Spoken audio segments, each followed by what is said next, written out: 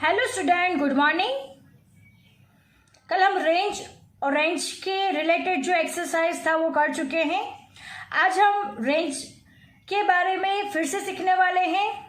Range का meaning देखेंगे, coefficient of range का मीनिंग देखेंगे और उसके एडवांटेजेस और डिसएडवांटेजेस के बारे में आज हम लोग सीखने वाले हैं। तो आज का लेक्चर हमारे किस बेस पे है? तो रेंज का मीनिंग, कोएफिशिएंट ऑफ रेंज का मीनिंग और रेंज के एडवांटेजेस और डिसएडवांटेजेस के बारे में हम लोग सीखेंगे। तो रेंज तो हमें पता है कि रेंज कैसे फाइंड करते हैं। The difference between the highest and the lowest value of the observation of the data is called range. यानी हाईएस्ट वैल्यू और लोएस्ट वैल्यू का जो डिफरेंस होता है उसको क्या कहा जाता है? रेंज कहा जाता है। Understand? So first of all range का हम लोग meaning, then coefficient of range and then advantages and disadvantages of range. So let us start our lecture.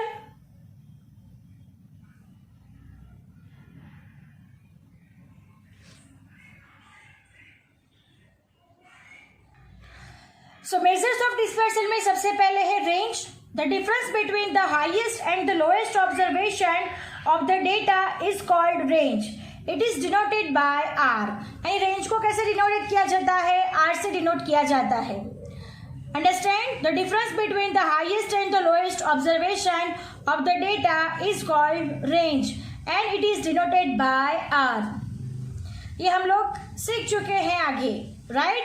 Highest minus lowest is equal to range. Now moving to the next point, coefficient of range.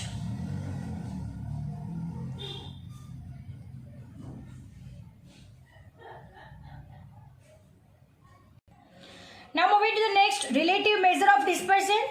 Range को relative measure of dispersion में coefficient of range कहा जाता है. So the value obtained by dividing the measures of range by sum of the highest value and the lowest value is called the coefficient of range. तो क्या करना है? The value obtained by dividing the measures of range, यानी range से जो हमें data मिल रहा है उसको डिवाइड करना है किससे? The highest value and the lowest value by the sum of highest value and the lowest value, यानी highest value plus lowest value करके इसको क्या करना है? डिवाइड करना है। तो हमें क्या मिल जाएगा? Coefficient of range. So coefficient of range is equal to highest value minus lowest value divide by highest value plus lowest value, XH minus XL divide by XH plus XL। तो ये हमारा क्या हो गया? Coefficient of range. Understand? What is the meaning of coefficient of range? Highest value minus lowest value divided by highest value plus lowest value. I hope you understand the meaning of range and coefficient of range. Now moving to the next topic, disadvantages and advantages of range. यानी range के कई advantages है और कई disadvantages है जिसके बारे में अब हम लोग सीखेंगे। So let us start our new point. Advantages and disadvantages of range.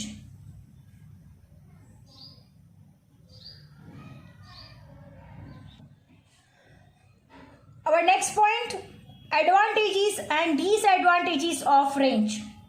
First of all, what are the advantages? The range is very clearly defined. Range को बहुत ही क्लियरली डिफाइन किया जाता है। We all know that range में क्या करना होता है? Highest value minus lowest value, तो हमें ऑटोमेटिकली क्या मिल जाता है? हमें रेंज मिल जाता है। नेक्स्ट है, इट्स कॉम्प्यूटेशन इज सिंपल, यानी उसका कैलकुलेशन कैसा है हमारे लिए? बिल्कुल ही सिंपल है। सिर्फ हमें डेटा से हाईएस्ट वैल्यू और लोएस्ट वैल्यू ही फाइंड करना होता है और फिर हाईएस्ट माइनस लोएस्ट वैल्यू करके हमें रेंज मिल जाता है। So its computation is very simple. It is very simple and easy to understand. हमें आसानी से पता भी चल जाता है कि कैसे हम लोग यहाँ पे रेंज फाइंड करेंगे। Understand? The next, range is useful measure especially when variability among the observation of the data is less. यानी जब भी वेरिएबिलिटी कम होगी ऑब्जर्वेशंस में तब हमें रेंज बहुत ही यूजफुल मेजर है। मेजरिंग करने के लिए। अंडरस्टैंड, जब भी डेटा बहुत कम होगा तब हमें क्या यूजफुल रहेगा, range is very useful measure especially when variability among the observation of the data is less। यानी ऑब्जर्वेशन के बीच अगर वेरिएबिलिटी कम होगा तो हमें रेंज बहुत ही यूजफुल मेजरमेंट रहेगा। So these are the advantages of range. First, the range is very clearly defined. Second, its computation is very simple, उसको काउंटिंग करना बहुत ही इजी है। And it is easy to understand also, its computation is simple. Then next, range is a useful measure especially when variability among the observation of the data is less। यानी observation में जब भी variability कम होगी तब हमें range बहुत ही useful measurement होगा। Understand, so these are the advantages of range. Now moving to the next, disadvantages. All the observation of the data are not used in the computation of range। It means that हमें जो data दिया गया होता है, सारे observation दिए गए होते हैं, उन सारे ऑब्जर्वेशन का यूज कंप्यूटेशन में नहीं होता, यानी कैलकुलेशन में हम सारे डेटा का यूज नहीं करते। सिर्फ हम लोग कौन सा डेटा यूज करते हैं, जो हाईएस्ट वैल्यू होता है वो यूज करते हैं और जो लोएस्ट वैल्यू होता है वही यूज करते हैं। But all the observation of the data are not used, यानी हर एक ऑब्जर्वेशन को यहाँ पर यूज किया नहीं जाता। राइट, रेंज में सिर्फ दो ही ऑब्जर्वेशन का यूज किया जाता है, हाईएस्ट और लोएस्ट वैल्यू का, सारे ऑब्जर्वेशन का यूज नहीं किया जाता। तो this is the first disadvantages of range. The next, range is very sensitive about sampling fluctuation, और बहुत ही सेंसिटिव है सैम्पलिंग फ्लक्चुएशन के लिए। सैम्पलिंग फ्लक्चुएशन के लिए रेंज बहुत ही सेंसिटिव है। अंडरस्टैंड, नेक्स्ट है, it is not a suitable measure for algebraic operation. हमारे अलजेब्रिक ऑपरेशंस के लिए range is not suitable, range हमारे लिए सुटेबल नहीं है। Then next, it cannot be calculated for the frequency distribution having open ended class।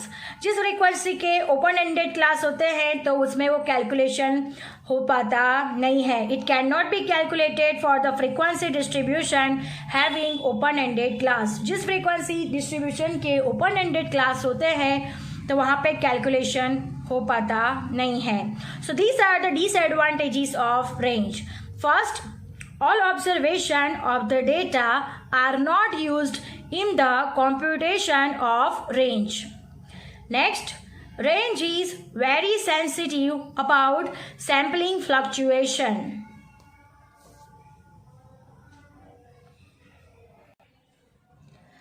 Next है, it is not suitable measure for algebraic operation। Next, it cannot be calculated for the frequency distribution having open-ended classes। So these are the disadvantages of range।